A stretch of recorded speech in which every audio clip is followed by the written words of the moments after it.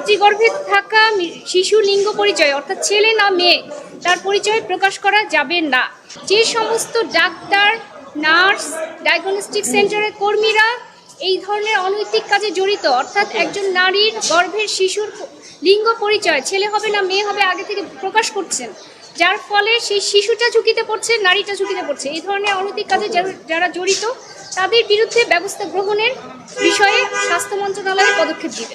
পরিবার আশা করে যে গর্ভের সন্তান যেন ছেলে হয়, বিশেষ করে দ্বিতীয় এবং তৃতীয় সন্তান যদি কন্যা সন্তান হয় তাহলে কিন্তু সেটা সমাজ সহজে অ্যাকসেপ্ট করে না, যার ফলে আমাদের দেশে যে গর্ভবতী নারীরা থাকেন তাদের উপর বিভিন্ন সময় বিভিন্ন অত্যাচার কথা জানা যায় এবং আমাদের রিটে আমরা অ্যানেক্সও করেছি যে এরকম হয়েছে যে জানতে পেরে তাকে অন্যায় অত্যাচারের সম্মুখীন হতে হয়েছে, বাচ্চাটাকে মেরে ফেলেছে, এই ধরনের নৃশংস ঘটনাও ঘটেছে।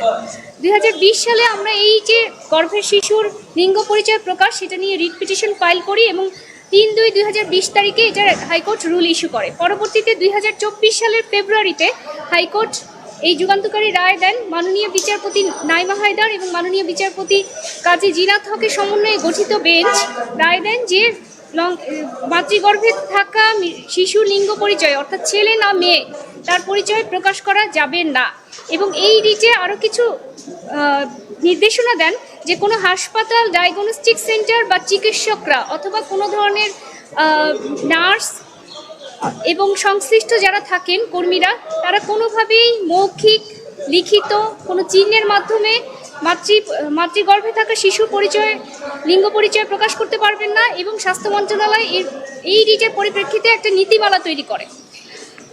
আদালত রায়ের পরবর্তীতে আমরা আজ এই রায় লিখিত আকারে প্রকাশ হয় এবং রায়ে আদালতের মূল বিষয়টা ছিল, মূল সারাংশ হচ্ছে যে অনাগত শিশু লিঙ্গ নির্ধারণ প্রকাশ নারীর প্রতি বৈষম্য, কন্যা শিশু হত্যার প্রবণতা এবং সামাজিক ভারসাম্যহীনতা এবং সাংবিধানিক অধিকারের পরিপন্থী।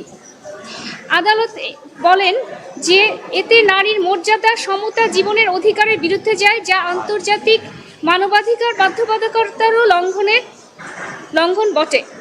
আদালত পর্যবেক্ষণে আরও বলেন বাংলাদেশ এ বিষয়ে কার্যকর নিয়ন্ত্রণ, মনিটরিং, জবাবদিহিতামূলক ব্যবস্থা দীর্ঘদিন ধরে অনুপস্থিত ছিল। শুধু একটি গাইডলাইন প্রণয়ন করলেই দায়িত্ব শেষ হয়ে যায় না, এই গাইডলাইন বাস্তবায়ন, ডিজিটাল নজরদারি এবং কার্যকর নিয়ন্ত্রণ ব্যবস্থা ছাড়া এই অনৈতিক কার্যক্রম বন্ধ করা সম্ভব নয়। রায়ে উল্লেখ করা হয় নিবন্ধিত হসপিটাল, ক্লিনিক, ডায়াগনস্টিক সেন্টারে পরিচালিত অনাগত শিশুর ডায়াগনস্টিক রিপোর্ট সংরক্ষণ ও তদারকির জন্য একটি কেন্দ্রীয় ডাটাবেজ থাকা প্রয়োজন।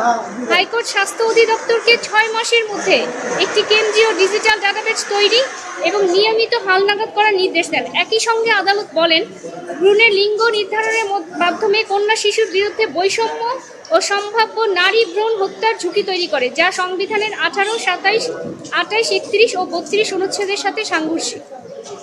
আদালত এই নির্দেশনাকে কন্টিনিউয়াস ম্যান্ডামাস হিসেবে ঘোষণা করে যাতে ভবিষ্যতে নির্দেশনার বাস্তবায়ন আদালত তদারকি করতে পারে।